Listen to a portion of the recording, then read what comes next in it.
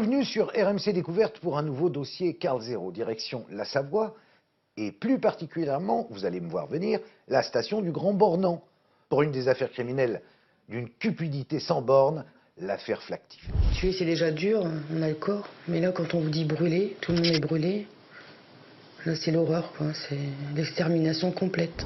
Tout commence le 12 avril 2003, quand Xavier Flactif, un promoteur immobilier, ainsi que sa femme, Graziella, et leurs 3 enfants, sont portés disparus. De son histoire d'agent immobilier, pas toujours très claire, on va faire de lui, dans les journaux, un présumé coupable, alors que ses cendres ont déjà été dispersées. C'est terrible. Pendant plusieurs semaines, le doute va planer. 2 hypothèses sont possibles, la fuite ou l'assassinat. David Otia et sa compagne Alexandra, un couple de locataires des Flactifs, se révèlent alors être très bavards avec les médias. Bon, moi, c'est soit que c'est lui qui est parti, ou alors c'est vraiment des gens qui l'ont... Et puis que... Je sais pas ce qui s'est passé, quoi. C'est possible aussi quelqu'un qui a fait le carnage aussi là-dedans, on sait pas. Le 8 juillet 2003, coup de théâtre. L'ADN parle enfin. Pour la police, David Otia devient le suspect numéro 1. 2 mois plus tard, David Otia, sa compagne et un couple d'amis, les Aremza, vont être interpellés et mis en examen pour meurtre et complicité de meurtre.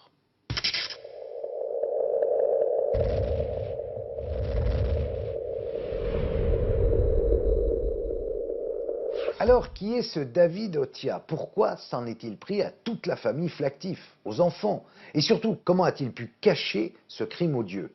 Maître Lec, bonjour. Bonjour. Vous étiez l'avocat de David Otia. Quel genre de client c'était?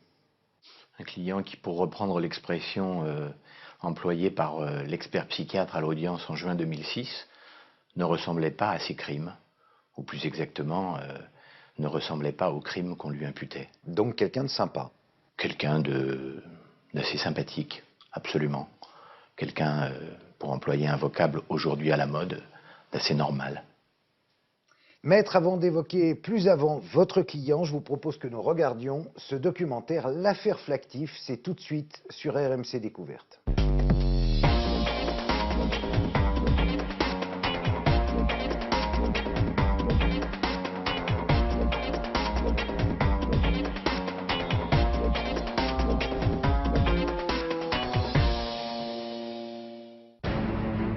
Du jamais vu sur les écrans de télévision, une arrestation en direct.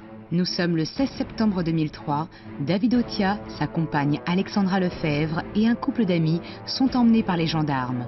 On les soupçonne d'avoir décimé une famille entière, les Flactifs, un couple, 3 enfants.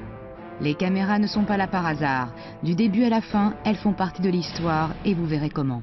L'affaire commence en avril 2003 au Grand Bornand, une station de ski de Haute-Savoie.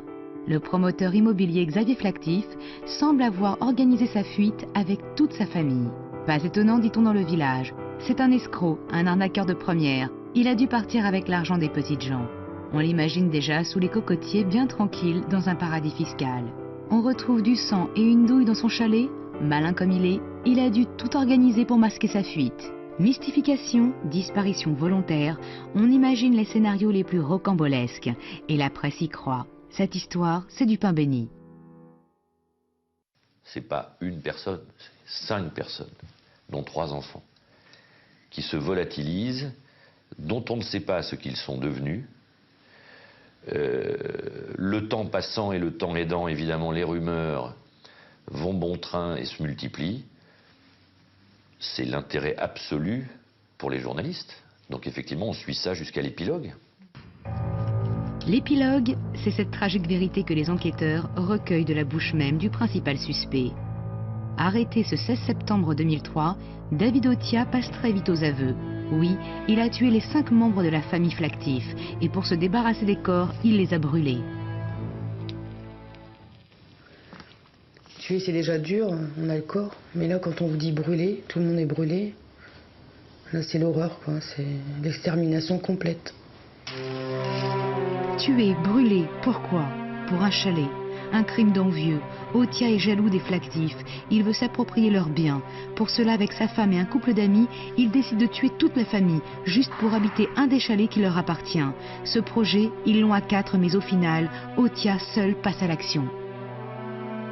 Après tout, c'est son idée. Une idée qu'il a eue en regardant la télé. Quelques mois avant le drame, il voit un reportage sur l'affaire Stranieri, l'histoire d'un homme qui tuait des gens pour récupérer leurs biens avec un faux acte de vente. Un jour, en regardant 7 à 8 sur TF1, David Otia voit l'histoire de Alfredo Stranieri. Toc, l'étincelle dans la tête de David Otia. Il se dit, tiens, c'est exactement ce qu'on va faire avec Xavier Factif. Sauf que Alfredo Stranieri a commis une erreur, il a enterré les corps, on les a trouvés et c'est ce qu'il a piégé. Mais moi, j'irai plus loin et je vais brûler les corps. Pas de corps, pas de preuves.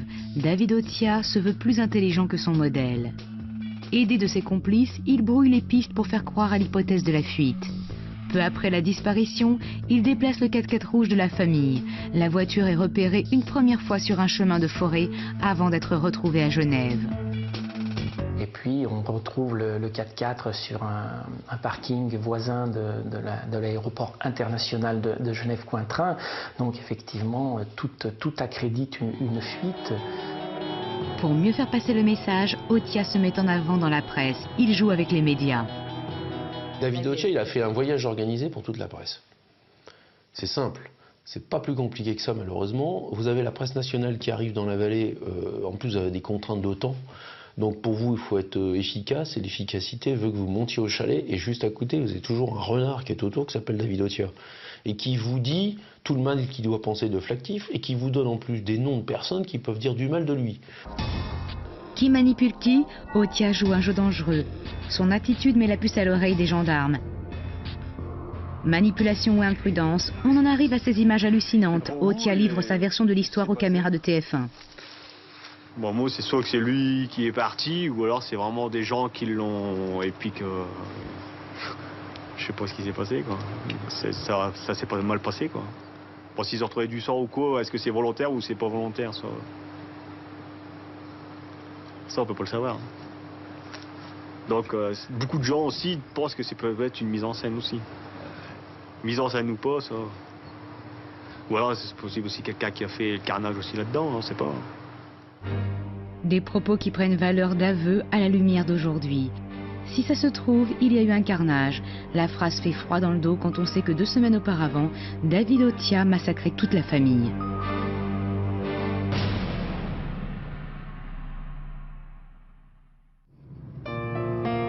Tout commence le samedi 12 avril 2003. Ce jour-là, Mario, qui a 14 ans à l'époque, se rend comme il en a l'habitude au Grand Bornand pour des vacances en famille avec sa mère Graziella, son beau-père Xavier et ses demi-frères et sœurs Sarah, Laetitia et Grégory. Mario arrive le samedi matin. Il aurait dû arriver le vendredi soir. Pour des raisons liées à son collège, son père n'a pas voulu qu'il vienne, donc il est venu le samedi matin. Comme il a l'habitude de le faire, il vient en avion. Il atterrit à Saint-Exupéry, donc Lyon, Satolas. Et par habitude, il y a un chauffeur de taxi du Grand Bornand qui va chercher, quand il vient en congé, qui va chercher Mario. Et dès qu'il atterrit, qu'il est dans le taxi, sa mère, avec laquelle il entretient d'excellents rapports et avec ses demi-frères et sœurs, l'appelle systématiquement dans le véhicule pour lui dire t'as fait bon voyage, tu arrives. Et là, il était très étonné. Parce qu'il n'a pas eu d'appel de sa mère dans le taxi sur le trajet qui fait un peu plus d'1 heure, de Lyon au Grand Bornand. Je suis arrivé au Grand Bornand le samedi, il devait être 13h. Quand je suis arrivé au chalet, j'ai essayé de rentrer, mais les portes étaient fermées. Donc j'ai frappé à la porte et personne n'a répondu. Donc j'ai attendu dans le taxi avec le chauffeur. Pendant ce temps-là, on a essayé d'appeler un peu tout le monde, ma mère, Xavier, les enfants, sans avoir de réponse. Donc j'ai laissé des messages et au bout de quelques temps, on est allé chez des amis pour que je les attende. La journée s'écoule, toujours sans nouvelles. Pour Mario, c'est le début d'une longue attente. Les amis qui l'ont recueilli ne peuvent s'expliquer l'absence de sa mère. Quitte à forcer la porte, il décide de rentrer dans le chalet. On fait tout le tour du chalet, ça je me rappellerai toujours. Tout le tour, toutes les portes, moi le chalet, je connais par cœur. Puis, donc cette porte, qui habituellement était verrouillée, n'était pas verrouillée. On entre dans le chalet, donc on voyait rien, et Patrick me dit la lumière elle est où? Hop, bouge pas, c'est là, tac tac. Le premier truc, ça je me rappellerai toute ma vie, Qu'est-ce que c'est que cet ordre? D'habitude, il y avait toujours des papiers un peu partout, les coussins sur le canapé étaient souvent en désordre, quoi. Il y en avait un peu partout.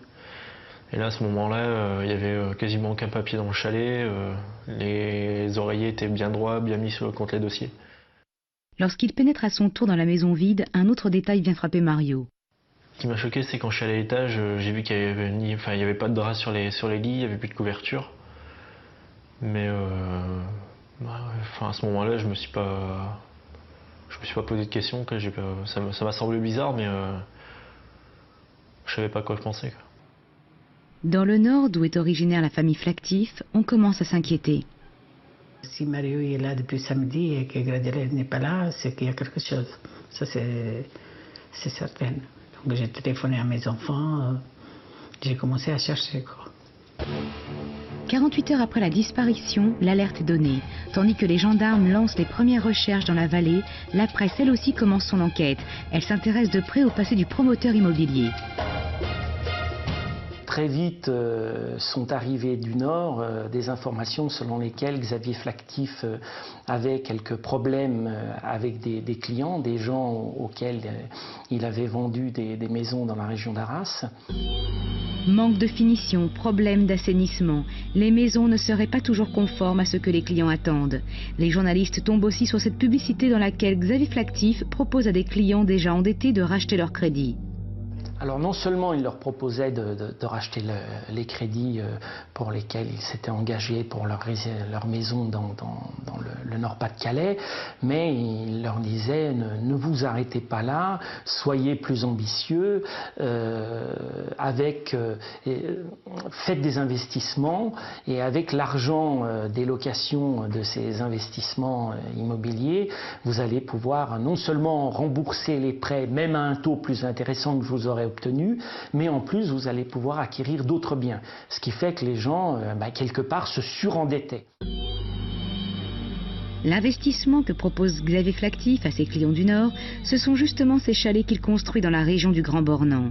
L'affaire paraît alléchante, mais la construction de certains chalets prend du retard, et les loyers censés rembourser les nouvelles créances ne rentrent pas. Au moment où il disparaît, le promoteur laisse dans le Nord une foule de mécontents qui se regroupent en association des victimes de Xavier Flactif.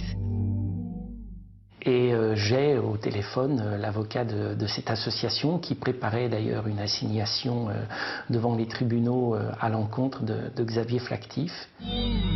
De là à imaginer que le promoteur a fui pour échapper à des poursuites judiciaires, il n'y a qu'un pas pour la presse. Il faut dire que la rumeur est relayée par une partie de la population du Grand Bornand. Xavier Flactif est un homme qui a réussi et qui le montre. Racisme ou jalousie, ici aussi, il n'a pas que des amis. Pour les gens du Grand Bornand, c'était le black. Employons le terme exact, c'était le black, le gros black. Voilà. Il y avait une part de haine, de jalousie, d'incompréhension sur le mode de vie des Flactifs. Il y avait une image qui avait été créée. Il avait de l'argent, il avait de la réussite. Et l'image de la fuite pouvait plaire à ceux qui lui en voulaient et qui le jalousaient un peu et auxquels il devait de l'argent.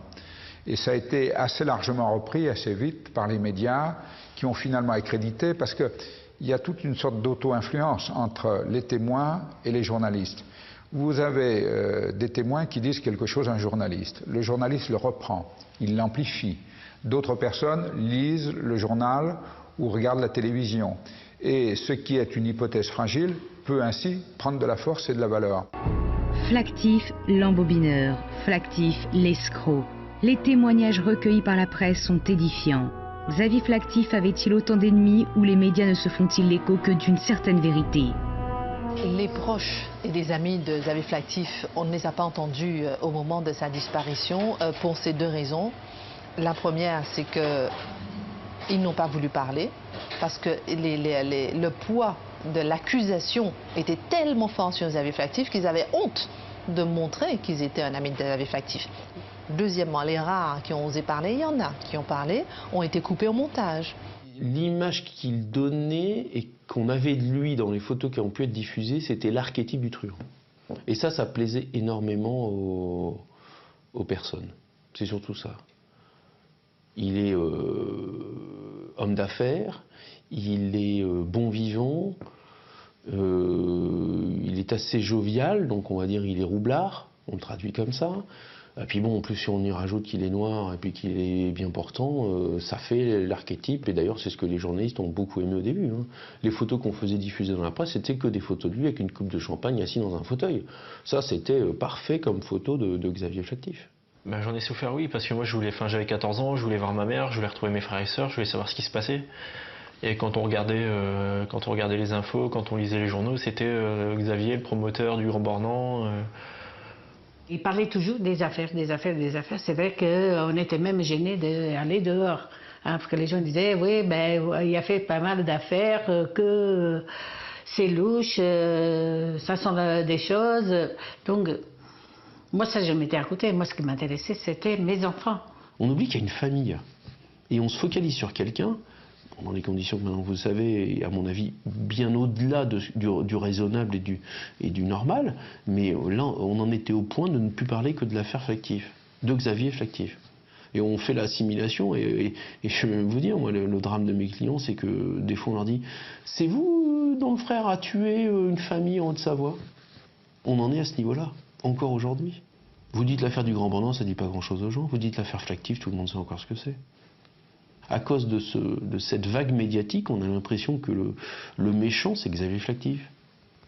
De son histoire d'agent immobilier, pas toujours très claire, on va faire de lui, dans les journaux, un présumé coupable, alors que ses cendres ont déjà été dispersées. C'est terrible.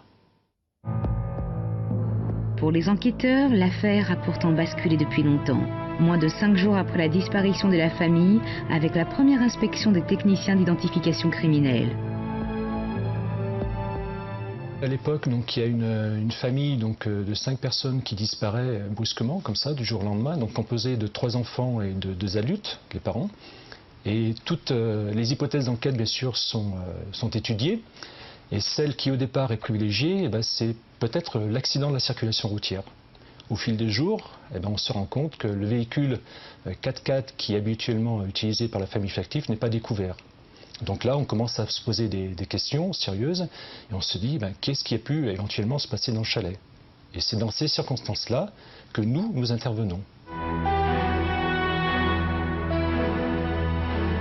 Le tournant, ça a été lorsque les gendarmes, les techniciens en investigation criminelle, nous ont dit que finalement le chalet avait été totalement nettoyé, qu'il y avait des traces de sang sur plusieurs niveaux, au premier niveau, au deuxième et au troisième, qu'on a trouvé une douille, qu'on a trouvé un morceau de dent. À ce moment-là, on a compris qu'il y avait eu un drame qui s'était déroulé dans ce chalet. On ne connaissait pas l'ampleur, on n'en connaissait pas le détail, mais on a eu le très fort pressentiment qu'il s'était passé quelque chose de très grave. Alors même que l'on sait que le chalet a été le théâtre d'une scène de crime, les médias continuent à s'acharner sur la personnalité de Xavier Flactif. Pourquoi? Y a-t-il eu manipulation? Les enquêteurs ont-ils laissé volontairement la presse dans l'erreur? À aucun moment, les enquêteurs n'ont confirmé ou ont avancé cette piste-là. Alors, je ne vous cacherai pas, évidemment, qu'on n'est pas venu la démentir, mais d'une part, ce n'est pas notre rôle, et d'autre part, pendant que les médias focalisaient leur attention sur cette piste-là, nous pouvions travailler tranquillement et dérouler notre enquête sans être suivis par 5-6 voitures de journalistes, avec la démarche que je vous ai indiquée, de passer derrière nous pour aller faire parler les témoins, recueillir des éléments et conduire leur enquête en parallèle. Donc je ne parlerai pas de manipulation, il n'y a pas eu de manipulation. Tous les jours à 17h, je réunissais les journalistes. Et quand le juge d'instruction a été désigné, j'ai continué à agir ainsi. Avec l'accord du juge d'instruction, on définissait ce qu'il fallait que je dise et ce qu'il ne fallait pas que je dise. Est-ce qu'on a laissé croire à l'idée de la fuite à l'étranger? Je ne crois pas. Disons qu'on n'a pas démenti, mais on ne pouvait la démentir finalement que lorsqu'on a retrouvé le véhicule à Genève et surtout qu'on a vu que dans ce véhicule, il y avait des traces de sang importantes. Les enquêteurs retrouvent le 4x4 de la famille sur un parking de l'aéroport de Genève. 1 mois et 2 jours après la disparition, le 4x4 de la famille est donc retrouvé maculé de sang. Les médias évoquent désormais eux aussi la piste criminelle. Dans le chalet Flactif, les investigations continuent. Ces hommes en blanc, ce sont les spécialistes de l'IRCGN, les meilleurs de France en matière d'identification criminelle. Pour une affaire aussi médiatisée, les enquêteurs déploient les grands moyens. Grâce à eux, le chalet va se mettre à parler. On a vu comme ADN l'ADN mélangé à du sang des 5 victimes. Et il y avait un ADN qui ressortait très souvent et qui était mélangé au sang de plusieurs des victimes. C'est celui qu'on appelait le 6e ADN. Comme on avait la chance d'avoir un 6e ADN et que cet 6e ADN se trouvait dans des circonstances très particulières, puisqu'il était mélangé avec celui des victimes, on avait la certitude que ce propriétaire d'ADN avait quelque chose à nous dire. Qu'à défaut d'être l'auteur du quintuple assassinat, il avait impliqué de très près par rapport à cette affaire. Grâce à l'analyse des traces de sang, les enquêteurs savent désormais que les 5 membres de la famille sont malheureusement morts et qu'ils tiennent sans doute l'ADN du meurtrier. Les gendarmes ne savent pas encore que l'ADN qu'ils ont retrouvé est celui de David Otia. Pourtant, cet homme qui s'est installé un mois après la disparition de la famille Flactif dans le chalet d'à côté attire dès le départ leur attention. Il est la dernière personne à avoir vu Flactif vivant et on le repère en train d'observer à la jumelle les investigations dans le chalet. Suspect, pensent les enquêteurs. C'est pas très malin, mais vous savez, dans les affaires criminelles, il n'est pas rare, on le voit notamment pour les pyromanes, mais on le voit aussi pour d'autres dossiers, et on l'a vu pour l'affaire Otia, que le criminel revienne sur les lieux du crime, observe et parfois même intervienne et donne des conseils. Et dans l'affaire Otia, c'est assez net. Il est assez curieux que lui et sa compagne aient donné des interviews extrêmement violentes, et d'une telle violence même que ça nous a choqués et que ça a participé à le faire entrer dans la liste des suspects potentiels. Mais il me semble que là, dans le coin, c'est son bureau, normalement. Là. Ouais. Et ici derrière, ça doit être son bureau. Avant, il l'avait mis en bas, mais après, il l'a monté, je sais pas pourquoi. Peut-être qu'il a eu trop peur en bas. Pourquoi il a eu trop peur? Je sais pas, avec tous les ennemis qu'il avait, il a peut-être peur de rester en bas tout seul. Parce que ma femme m'avait dit, quand elle était au début qu'elle travaillait, il disait que son bureau était en bas. Puis moi, quand je suis venu faire les papiers... David Otia, le public le connaît depuis ses images de 7 à 8 du 30 avril 2003. Il est présenté comme un voisin qui a bien connu les Flactifs. Pour les journalistes, c'est comme ils disent, un bon client. Et pour vous, qu'est-ce qui s'est passé? Bon, moi, c'est soit que c'est lui qui est parti, ou alors c'est vraiment des gens qui l'ont... Et puis que... Je sais pas ce qui s'est passé, quoi. Ça s'est pas mal passé, quoi. David Otia présente en plus l'intérêt d'avoir pour compagne une femme bavarde, une femme qui parle vrai. C'est un con. Déjà, il prend les gens pour des esclaves. Qu'est-ce que vous faisiez, vous? Je faisais le ménage chez elle. Donc, vous voyez, quand vous êtes en train de laver, que lui, il arrive, qu'il repiétine tout, que c'est pas sec, qu'il y a plein de traces, que vous êtes obligé de recommencer 3 fois parce qu'il en a rien à foutre. Il venait chercher des papiers sur sa table, il repartait sur le balcon, et vas-y, il piétinait tout. Et une fois, il y a eu une coupure d'eau, et c'est là que ça m'a donné à réfléchir. Je dis, alors c'est terminé, je n'y vais plus. Il y a eu une coupure d'eau, et le matin, je suis arrivée chez eux, donc elle m'avait dit, tu rentres, la porte est ouverte, tu commences la vaisselle. Et bon, je suis rentrée, ils m'ont pas entendu. Et lui disait à sa femme, là, Graziella, tu vas lui faire vider les chiottes, hein, ça pue la merde ici. Hein. Il y a une coupure d'eau et tout. De toute façon, elle est là pour ça. Hein. Bon, j'ai rien dit. Hein. J'ai fini ma matinée. Je suis rentrée. Je lui ai raconté. Il lui m'a dit, bon, allez, c'est bon, basta, t'arrêtes. Avec toute la merde qu'il a foutue autour de lui. Même les agences immobilières, hein, l'agent immobilier d'ici m'a dit, il a de la chance qu'il n'ait jamais tombé sur un Corse, parce qu'il serait dans la mer avec une pierre au cou, là. Hein. À cette heure-ci. Ce qui m'a choqué, c'est le reportage, 7 à 8, à qui tout de suite j'ai appelé M. Dupin, qui faisait l'enquête, et qui m'a tout de suite interpellé. Enfin, ça m'a tout de suite choqué. L'attitude aussi arrogant, piquant, se permettre de salir des gens, en plus leur propriétaire. Je me suis dit, j'ai déjà été locataire, je m'aurais jamais permis de parler de mon propriétaire sans savoir qu'il peut arriver à tout moment. Donc je me suis dit, soit ils ont vu quelque chose, ou soit ils sont mêlés dans quelque chose, mais ils savent qu'ils vont pas revenir. J'avais pensé que David Otia, passez-moi l'expression, mais s'était comporté comme un con. Plus con que méchant. Pourquoi ? Parce que c'est la télévision arrive à la maison, je roule les mécaniques, je montre mon intérieur, je montre que je sais quelque chose.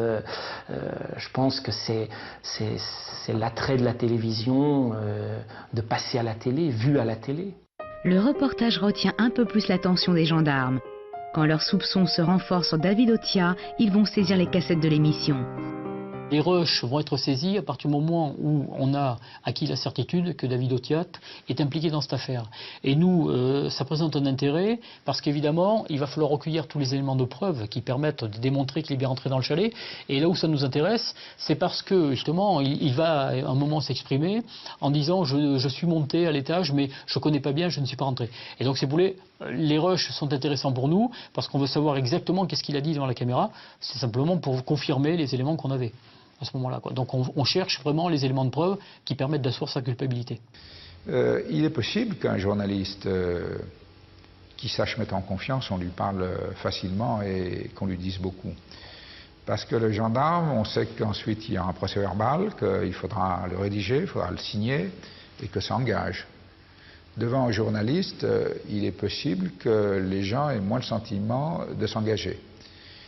Il devrait faire attention, ou plus attention, parce qu'il y a le journaliste de presse écrite qui retranscrit sur un papier, mais il y a le journaliste de télévision. Et le journaliste de télévision, il enregistre l'image, il enregistre le son, et ça, c'est une force beaucoup plus grande qu'un procès verbal d'enquêteur. Dès le 13 mai, David Otia et sa compagne sont mis sur écoute. L'étau se resserre autour du meurtrier. Le 13 juillet, l'ADN manquant est identifié. Il s'agit bien de celui de David Otia. Pour les enquêteurs, c'est une preuve, mais ils vont attendre plus de 2 mois avant de l'arrêter, histoire d'en savoir un peu plus. Il y a 2 techniques d'enquête. Soit le lendemain matin, ou procéder à l'interpellation de David Otia, à la perquisition, en espérant trouver des armes. Imaginons qu'on procède ainsi. David Otia ne dit rien, ne parle pas. Je ne sais pas ce que devenait l'enquête, mais elle pouvait complètement échouer. Vu les constatations que nous avons faites, c'est-à-dire quand même un quintuple assassinat, la disparition de 5 corps, un nettoyage du chalet, etc., nous sommes dans l'hypothèse où c'était quelque chose qu'on peut faire par une seule personne. C'est ce que ensuite les remises en situation pourront confirmer, mais c'est plus facile si on est plusieurs. Le choix qui a été fait, c'était de vérifier, de travailler sur la personnalité de David Otia, pour savoir pourquoi il aurait commis ce massacre, comment, et avec l'aide de qui? Il décide d'attendre le mois de septembre qui vient avant de procéder aux interpellations pour des tas de raisons. Probablement pour éclaircir un certain nombre de pistes dont ils veulent qu'elles aient été éclaircies, et puis peut-être aussi pour laisser Otia et les autres alourdir leur propre barque. À la lecture des écoutes, les enquêteurs relèvent des conversations troublantes entre Alexandra Lefebvre et David Otia. Alexandra se met à sortir, le couple se distend, elle menace d'aller voir les flics. Dans leur dispute verbale au téléphone, il y a eu notamment des propos de Alexandra Lefebvre qui disait fais attention David, tu sais ce qui s'est passé, on risque gros, il suffit qu'on aille dénoncer tout. Enfin, des bribes de phrases qui, pour les enquêteurs, étaient tout à fait édifiantes. Alexandra conseille aussi à son compagnon de se méfier d'Isabelle Aremza, une de leurs amies. Les enquêteurs comprennent que 2 autres personnes partagent le lourd secret du couple Otia-Lefebvre. Et on a vite compris que cette famille Otia était une famille qui était venue du Nord pour travailler en Haute-Savoie. Et il était venu avec un ami qui l'avait rejoint, qui était Aremza, et sa compagne. Et ils étaient très souvent ensemble. C'était vraiment des amis très proches. Et on a pensé qu'il y avait là quelque chose à creuser. Et on ne s'est pas trompé. Et les écoutes téléphoniques qui ont été mises sur ces 4 personnes ont permis de capter des communications qui ont été extrêmement parlantes. Alexandra Lefebvre, Stéphane et Isabelle Aremza, tous connaissent les crimes de David. C'était important, si vous voulez, de les arrêter tous les 4 en même temps, parce que l'environnement qu'on avait fait faisait apparaître que tous les 4 avaient des informations, à un degré divers, mais ils en avaient. Donc on avait tout intérêt à les prendre en 4 en même temps, pour ensuite comparer tous les éléments qu'ils allaient nous donner, faire des recoupements, et éventuellement les prendre en défaut lorsqu'il y avait justement des mensonges qui étaient avancés. L'arrestation est prévue pour le 16 septembre. Pour les gendarmes, il n'est pas question de livrer la moindre info ni aux journalistes ni à la famille. On veut le secret bien gardé. Mais la veille du jour J, des indiscrétions filtrent lors d'une réception organisée à Lyon pour le ministre de l'Intérieur de l'époque. Et durant cette petite fête, Les gendarmes se sont largement épanchés auprès de leur état-major de leur intention d'interpeller le lendemain à 6h, l'heure légale, les assassins présumés de la famille Flactif. C'est comme ça que moi j'ai été au courant.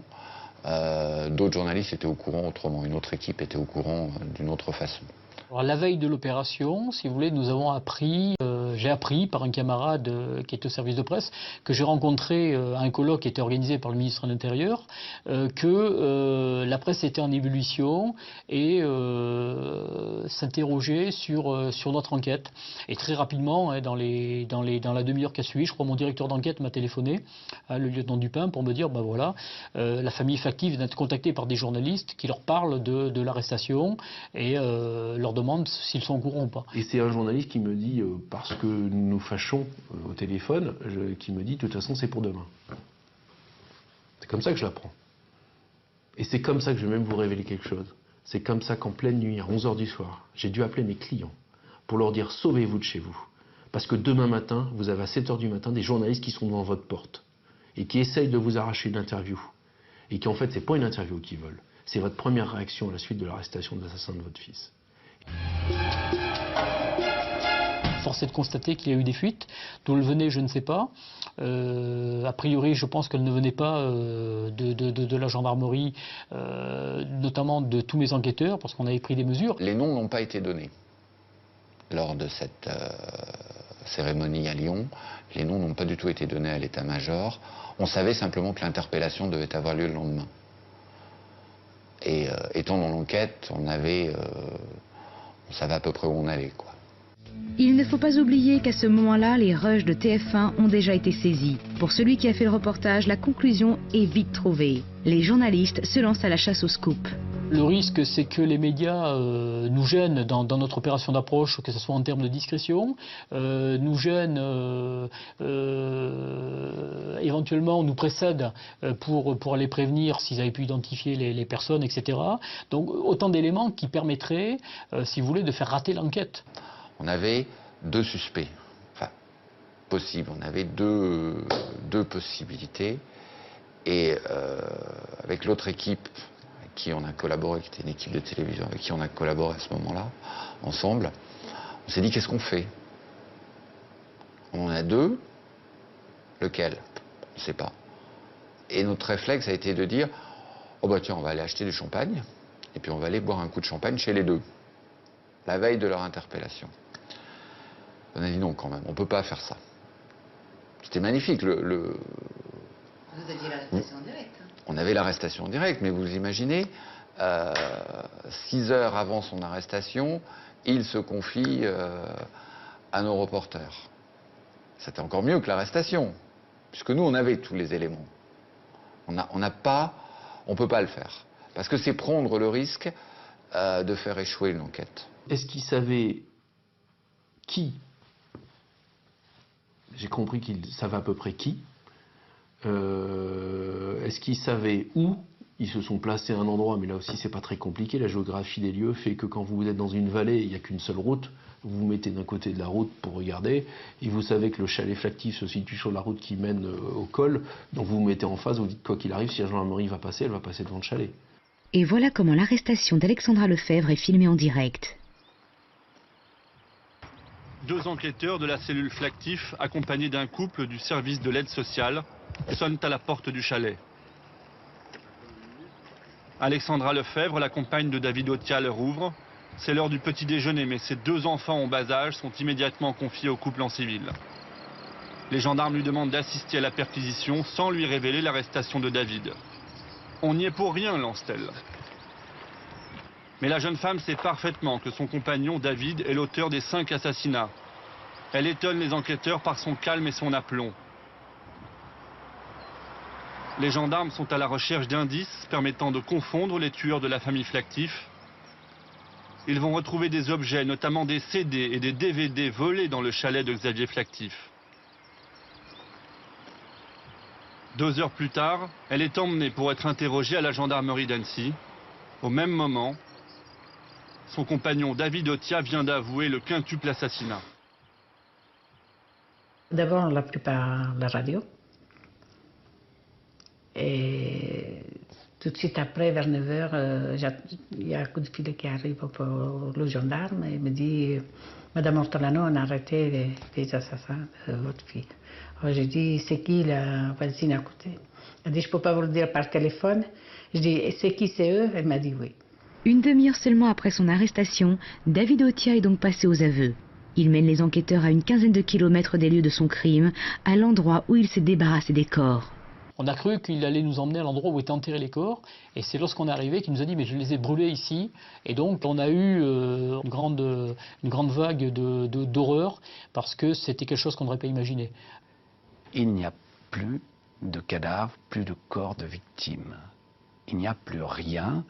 Il vient de déclarer, de dire qu'ils ont tous été brûlés, incinérés par lui-même, exterminés. Et je me trouve dans cette espèce de coin de bois complètement désolant, désolé, et on ne voit rien qu'une espèce de petite tache noire. Et là, c'est terrible de se dire, je vais avoir quoi à présenter aux familles? 5 petits sacs de cendres. J'ai fait une tombe à ma fille quand même, qu'on peut aller se recueillir quand même. Mais moi, ça m'avance pas, quoi. Des moments j'y vais, des moments je dis qu'est-ce que je vais voir là-bas. Y a rien. Au Grand Bornand, le choc fait place à la douleur. La famille pleure ses disparus et les habitants viennent nombreux pour saluer la mémoire de celui dont ils ont dit tant de mal 5 mois auparavant. On est venu entourer la famille, hein. On est des grands-mères, des parents, on a des enfants, des petits-enfants. Il n'y a pas de mots. En garde à vue, Otia donne les détails de son équipée macabre, un récit froid, mécanique. En cette journée du 11 avril, il se rend chez le promoteur immobilier muni d'un pistolet. Pour l'impressionner, dit-il, une bagarre éclate, le coup part accidentellement. Pris de panique, il tue toute la famille. Alexandra et le couple Aremza parlent aussi, mais d'un crime prémédité. Ils racontent cette idée folle de s'emparer du chalet. Cette idée née d'un reportage télé. Nous étions tous d'accord, déclare Isabelle Aremza, mais c'est David seul qui l'a fait. On a un quatuor de 4 personnes qui a une idée folle, hein, c'est de s'approprier un chalet en éliminant une famille. Et comme le disait un expert au cours du procès, c'est une idée folle qui va être exécutée par des gens normaux. Alors au bout du compte, on a quoi? On a effectivement 4 associés qui vont planifier à partir d'une émission qu'ils ont vue à la télévision qui va être une espèce de Big Bang, hein, dans la tête d'Otia, hein, pour mettre en œuvre effectivement un plan pour assouvir sa haine contre les flactifs. Et puis au dernier moment, il va y avoir un seul exécuteur, lui. Comment en arrive-t-on à tuer toute une famille? Pour essayer de le comprendre, il faut revenir 2 ans plus tôt. Quand Otia et sa compagne s'installent en Haute-Savoie, ils s'adressent à Xavier Flactif pour trouver un logement. Ils se côtoient parce que la famille Flactif va lui fournir différents logements. Et il va mal vivre à la fin ces différents logements parce qu'on va lui demander régulièrement de changer de logement. Parce que c'est des logements qui sont réservés pour des saisonniers, les vacances arrivent pour le sport d'hiver, donc il faut qu'il libère le logement, il en prend, récupère un autre qui n'est pas tout à fait fini, il redéménage et il va vivre ça comme une humiliation.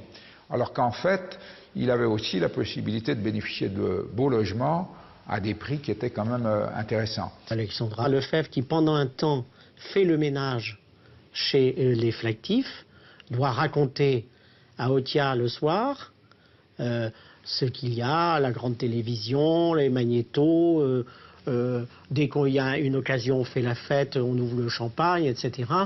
Et eux, ils vivent ça comme véritablement, sans doute, quelque chose qui les dépasse, ou comme une offense. C'est manifestement des gens qui sont vieux et qui voudraient être à leur place. Sa femme, ce qui l'insupporte, c'est de la voir quand il rentre du travail, parce que c'est un bosseur, hein, quand il rentre du travail le soir, la voir en larmes, et ça a dû se produire un nombre de fois important, un certain nombre de fois, parce que Flactif les a encore obligés à déménager en fonction de location saisonnière d'un chalet à un autre. Et ça, de la voir en larmes, de la voir en colère, de la voir avec ses enfants obligés de déménager. Il ne supporte pas. Et comme je vous le dis, c'est de la nitroglycérine. Hein, il suffit d'une étincelle pour que ça explose. Et voilà comment germe le projet macabre sur le terreau d'une haine obsessionnelle. Une obsession qu'il raconte à son père dans une lettre écrite en prison. Du flactif tous les jours. Tous les jours jusqu'à ce 11 avril fatidique. Lors de ses premiers aveux, Otia décrit un crime qu'il veut propre à l'arme à feu, mais les experts établissent une toute autre vérité. Dans ses aveux, il ne dit pas qu'il a tué les enfants en premier. Or, l'enquête, dans les constatations techniques sur les traces de sang, que l'horaire auquel les enfants rentrent de l'école, l'heure à laquelle rentre Madame Flactif, l'heure à laquelle arrive Monsieur Flactif, chronologiquement, c'est d'abord les enfants, c'est ensuite l'épouse ou la mère, et ensuite le mari. L'examen scientifique des traces de sang laisse supposer un scénario bien plus terrible encore. L'analyse des projections de sang a permis de mettre en évidence que les faits n'étaient pas aussi clairs, ou en tout cas, nous on appellerait ça dans notre jargon propre, comme pouvait l'indiquer M. Otia, c'est-à-dire l'usage d'une arme à feu, un tir, et la personne en est victime, en meurt immédiatement, mais des actes d'une violence un peu plus importante, puisqu'on parlait là de choc, donc vraiment de contact physique, en tout cas peut-être l'utilisation d'un instrument ou alors de coups de poing donnés à chacune des victimes. Je vais vous raconter la scène de crime. Je ne l'ai jamais racontée. Vous avez une famille, donc 3 enfants qui rentrent de l'école, qui s'installe pour prendre le goûter. Il est 5 h de l'après-midi, on est le 13 avril. Ces 3 enfants sont attablés. Sarah, la plus grande, qui s'occupe de son petit frère Grégory, et vous avez Laetitia qui est dans le salon juste à côté. Et vous avez David Otia qui vient frapper à la porte, ils le connaissent, ils le font rentrer. Et vous avez à un moment donné, je ne sais pas pour quelle raison, vous avez David Otia qui a dû prendre un morceau de bois, quelque chose comme ça, qui se trouvait dans la cheminée, ou qui devait servir à alimenter le feu, et il a commencé par frapper les enfants. Et je dis bien frapper les enfants à mort. Il doit commencer par Grégory. Il court après Sarah, puisqu'on a des impacts dans tout le chalet, démontrant que la pauvre petite, elle court. Et vous avez Laetitia qui est juste à côté. Vu l'ampleur, vu l'horreur de ce qui se passe, elle s'enfuit. Drame pour elle, elle s'enfuit dans sa chambre. Et donc vous avez des cris, je suis convaincu, d'enfants qui sont battus à mort par cet ogre, et par ce monstre, battu au point que tout le monde se tait. Et n'oubliez pas que vous avez Laetitia. Laetitia entend le bruit de la mort. Parce qu'après une telle horreur, après de tels cris, ça a dû résonner dans tout le chalet. La petite Laetitia, elle est tellement horrifiée qu'elle est cachée dans la chambre de sa sœur derrière son lit. Et je vais vous dire là où c'est l'horreur, c'est que vous avez un escalier. Et ça a marqué tout le monde, tous les enquêteurs et moi. C'est quand on monte l'escalier, il y a 17 marches. Les 17 marches, elles grincent. Imaginez ce qu'elle a vécu, la petite Laetitia. Elle l'a entendu monter. Et qu'est-ce qu'il a fait? Il a pris le même morceau de bois ou un autre, il l'a battu à mort. Il l'a même pas tué avec une arme. C'est pas un acte de barbarie, ça? Au point qu'un expert vient nous dire, on découvre les molaires du petit Grégory implantés dans le parquet. Parce qu'il a tapé tellement fort que vous avez les molaires qui sont sortis de la bouche et que lui, par inadvertance, il a dû marcher dessus. La suite des événements que l'on imagine grâce à l'enquête et aux expertises, c'est que la mère rentre chez elle vers 18 h. Elle monte les escaliers par le sous-sol. En embuscade, Otia l'attend. Enfin, vient le tour de Xavier Flactif. Il se bagarre avec Otia qui se blesse à la main. C'est ce qui permettra de retrouver son ADN.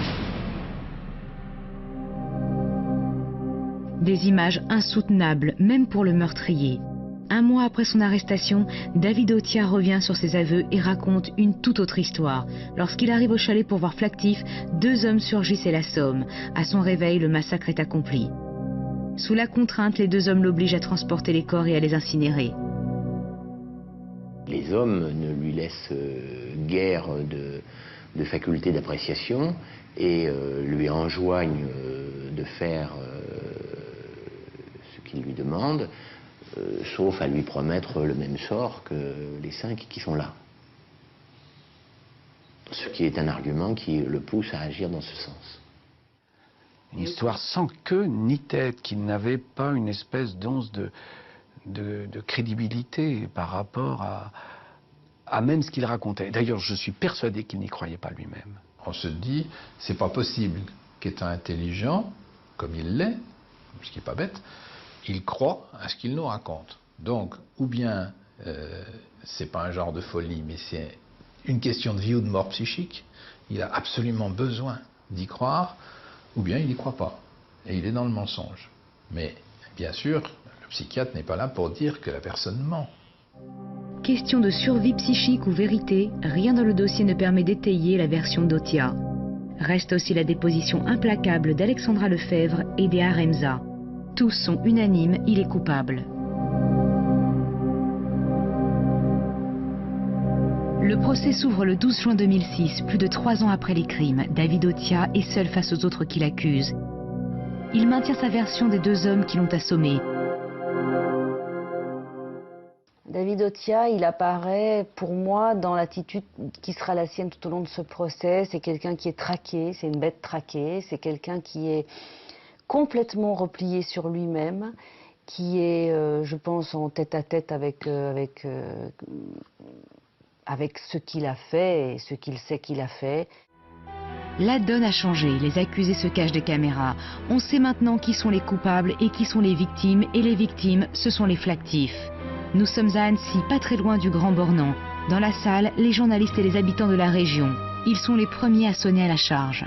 J'ai eu l'impression d'une forme de culpabilité collective exprimée par les gens du coin qui étaient sans doute pas très à l'aise par rapport aux familles, en voyant, voilà, en se disant mais voilà, 3 gosses sont morts, un couple est mort. Et je pense que les gens qui venaient là et qui exprimaient, qui auraient été presque, si on avait été à l'époque de la peine de mort, je pense qu'on aurait entendu des cris à mort, etc., peut-être étaient d'autant plus promptes à demander l'application de la justice la plus sévère, il n'y avait pas, bon, voilà, et de la vengeance, parce qu'eux-mêmes, au début, n'avaient pas été d'une lucidité extrême sur la situation de cette famille et avaient d'abord accusé les flactifs avant de les défendre. Pour David Otia, la culpabilité ne fait aucun doute. On connaît les détails de la tuerie. Inculpé d'assassinat, avec preuves scientifiques à l'appui, le verdict est couru d'avance. L'issue du procès est plus incertaine pour les autres. Stéphane Aremza est inculpé de complicité d'assassinat pour avoir aidé son ami David à siphonner de l'essence pendant des mois en prévision du bûcher. Les 2 femmes, elles, comparaissent pour n'avoir pas dénoncé les crimes et pour association de malfaiteurs. À ce titre, elles risquent 10 ans. À son arrivée, Alexandra crée la surprise. Elle est enceinte d'un autre homme et paraît fragile, loin du souvenir laissé par TF1. Elle a beaucoup changé, d'abord parce qu'elle est passée par la case prison. Et que ça, peut-être plus encore pour une femme, ça laisse des traces. C'est une image terrible, une femme enceinte dans un box, quoi qu'elle ait fait. Bon, elle est enceinte et ça se voit, elle a le ventre rond, et en plus elle a une espèce de chemise un peu rose pâle. Donc elle a une image très... à la fois douloureuse, en même temps une image de mère, une image de... Voilà, donc, et on sait que ce qui va lui être reproché et ce pourquoi elle est poursuivie est absolument épouvantable. Au procès, elle était habillée d'une façon très triste, elle pleurait tout le temps, elle était enceinte, donc un peu une petite sainte, quoi. C'est vrai que c'est pas du tout l'image qu'on a eue de 7 à 8, qui elle était vraiment, sa façon de parler. Moi, c'est elle. Si elle n'était pas là, elle ne l'aurait pas fait. Pour beaucoup de gens, Alexandra Lefebvre reste celle qui a armé le bras de David Otia, qui n'aurait été qu'un exécutant, le scénario ayant été échafaudé par Alexandra Lefebvre. Il a de la chance qu'il n'ait jamais tombé sur un Corse, parce qu'il serait dans la mer avec une pierre au cou, là, à cette heure-ci. L'instruction n'a pu établir avec certitude que 3 éléments à sa charge. Elle n'a pas dénoncé son compagnon, elle l'a aidé à dépasser le 4x4 et c'est elle qui a rédigé le faux bail pour occuper le chalet. Sa responsabilité dans cet assassinat est nulle. Elle ne l'a pas imaginé, elle ne l'a pas préparé, elle n'y a pas prêté la main. Et contrairement à ce qui a été dit contre le dossier, elle n'a pas aidé son compagnon à nettoyer le chalet. Elle dit qu'effectivement, elle n'a pas dénoncé le crime dont David Otia lui a expliqué les tenants et les aboutissants, elle dit ce qu'elle sait. Ce qu'elle sait et ce qu'elle a fait est postérieur au crime. Alexandra Lefebvre raconte qu'elle a peur de David Otia, qui peut effectivement se révéler un garçon un peu impulsif, un peu vif, qui ne la battait pas. Mais en revanche, sachant ce qu'elle savait, sa crainte, notamment qu'il s'en prenne à elle et aux enfants, elle le dit clairement aux enquêteurs, cette crainte est très vive. Il y a eu des écoutes téléphoniques qui ont été faites donc sur le couple. On y lit la capacité, ou on y entend la capacité de David Otia à être particulièrement virulent, au moins en parole. Je dirais que moi, le sentiment que j'ai eu pendant l'heure et demie à peu près que j'ai passé chez eux, c'est que c'est elle qui portait la culotte, c'est elle qui dominait dans le couple et qui était la maîtresse dans le couple, quoi. Alexandra Lefebvre est, à mon avis, une femme qui est perverse et qui a joué un rôle important en montant et en soufflant sur le feu de la jalousie sur David Otia. Elle a soufflé sur les braises et elle a balayé les cendres. Soufflé sur les braises parce que finalement, elle a alimenté la haine de David Otia vis-à-vis de la famille Flactif. Et s'il en fallait un témoignage, c'est le reportage dans lequel elle apparaît, où elle dit toute cette haine. Et puis elle l'a aidé après. Qui est la vraie Alexandra Lefebvre? Une garce manipulatrice ou une femme soumise qui vit sous la menace de son compagnon? La femme du reportage ou celle du box? 15 jours après l'ouverture des débats, le président de la cour d'assises décide de diffuser la fameuse émission « Les faits est assassin ». On est à la fin de la journée, c'est-à-dire que les jurés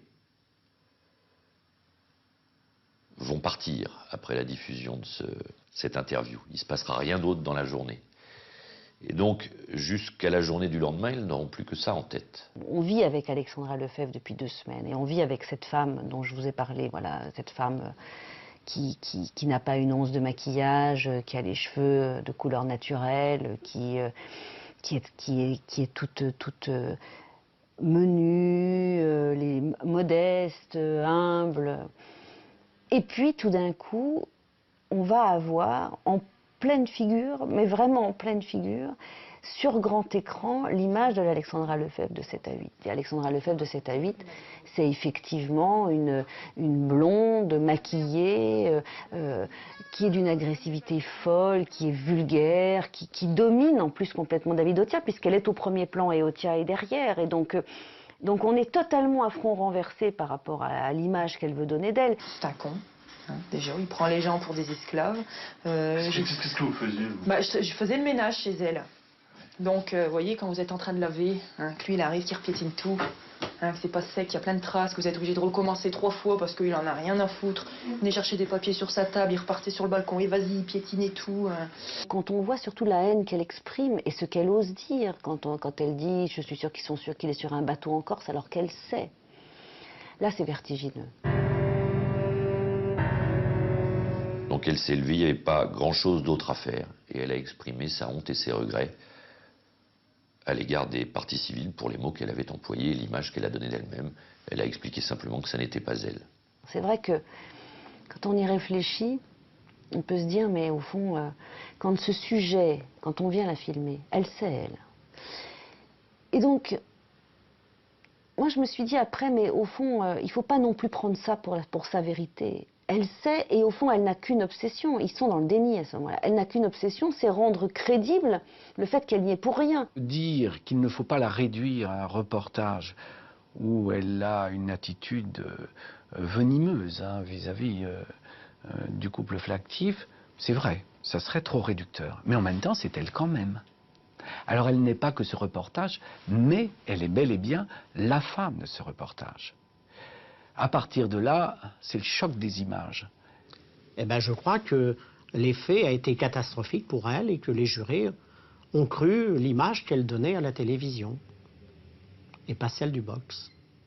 Eh bien, Alexandra Lefebvre, elle est condamnée à 10 ans de prison, plus sur une image, plus sur une réputation, plus sur l'effet médiatique dont elle a été le jouet que pour une véritable responsabilité pénale. Elle est condamnée à 10 ans d'emprisonnement pour être la salope de 7 à 8. Alexandra Lefebvre prend donc le maximum. Plus discrète, Isabelle Aremza est condamnée à 7 ans de prison. Son époux Stéphane écope d'une peine de 15 ans. Les 3 associés payent le prix fort. Injuste, disent les uns, le minimum qu'ils méritent, répondent les autres. Des peines sévères, dit le droit, mais des peines justes, dit la morale. La famille des victimes, elle, espère en vain les aveux de l'assassin. Lui qui avait été si bavard devant les caméras ne veut plus rien sortir. Au fond de moi, c'est bloqué. Ce n'est pas que je ne veux pas, c'est ma personnalité qui ne peut pas. Muré dans son silence, David Otia renvoie alors les jurés au psaume de David qu'il lit en prison. J'ai l'impression de me retrouver, dit-il. Alors lisez-les et peut-être vous comprendrez. Au fil de ces 73 psaumes, le roi David raconte les montagnes de Dieu où, rusant avec le fourbe, il rabaisse les yeux hautains jusqu'à faire de ses ennemis une fournaise.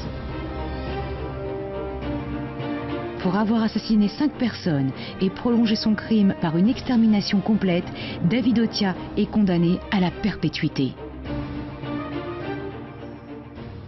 Même qui sont en prison, ils sont bien. Moi, mes enfants, ils sont plus là. C'est ça le plus.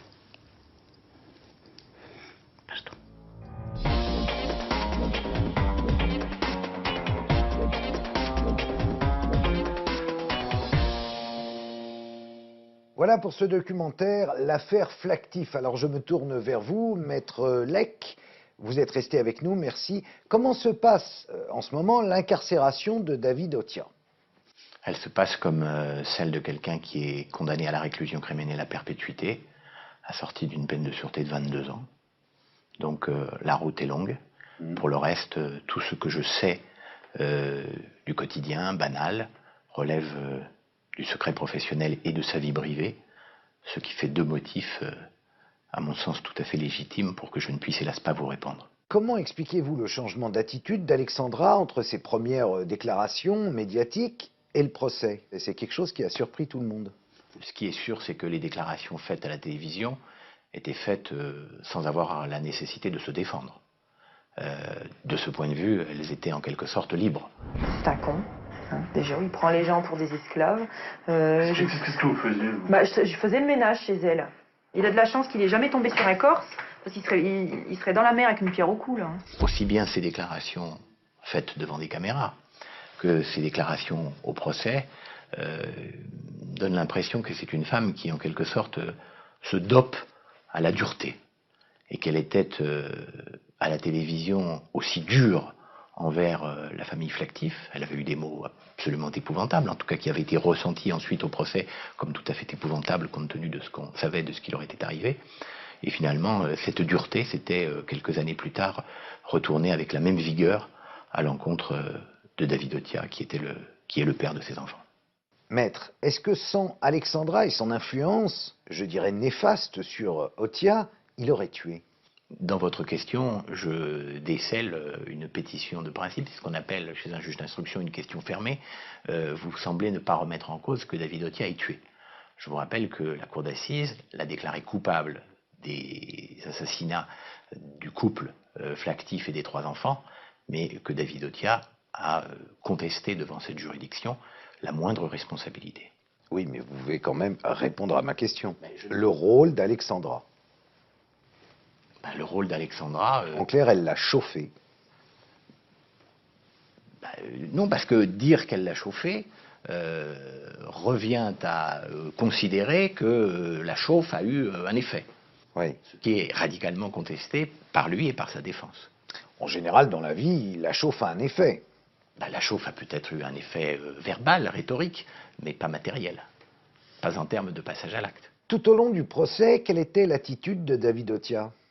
Il était, à mon avis, de façon tout à fait singulière, tout à fait seul contre tous. Finalement, l'avocat général, les parties civiles, la cour, la presse, les co-accusés, il était seul contre tous. Est-ce que David Otia est libérable en 2028? Je n'ai pas fait le calcul, mais je crois que c'est un petit peu avant cette échéance de 2028 qu'il pourrait aspirer à un aménagement de sa peine. Est-ce que vous avez vu le film Possession qui raconte l'affaire Flactif et qu'est-ce que vous en avez pensé? Le film, du souvenir que j'en ai conservé, je n'en ai pas conservé un grand souvenir, ni sans doute un bon souvenir, était sans doute plus attaché à reconstituer l'atmosphère psychologique qui préparait un passage à l'acte qu'à relayer les questions que la défense de David Otia s'était posées. Donc de ce point de vue, le film n'avait pas à cet égard beaucoup d'intérêt. Merci Maître Lec et à bientôt, chers amis, pour un nouveau dossier Carl Zéro sur RMC Découverte.